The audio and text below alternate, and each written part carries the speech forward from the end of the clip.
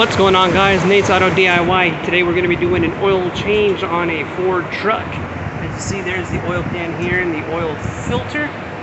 What you want to do is get a 13 socket and yank it to the left. Boom, just like that. Now you can use one of these band wrenches or you can use the pliers. The pliers are right here. You can use something like this also. Now, since this filter is pretty big, it's easier to use the right size band ratchet. So I'm going to go ahead and put it on there and make sure it's facing the right way to where it goes to the left. You might have to give it some strength.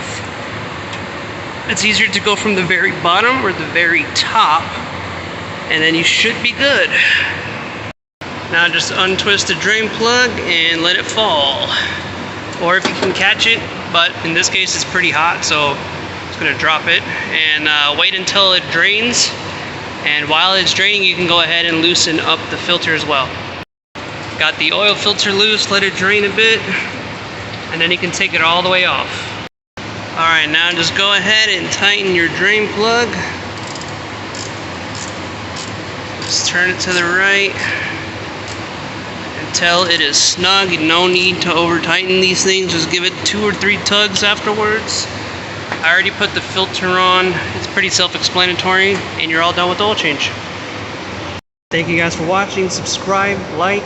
I'll see you guys in the next video. Peace.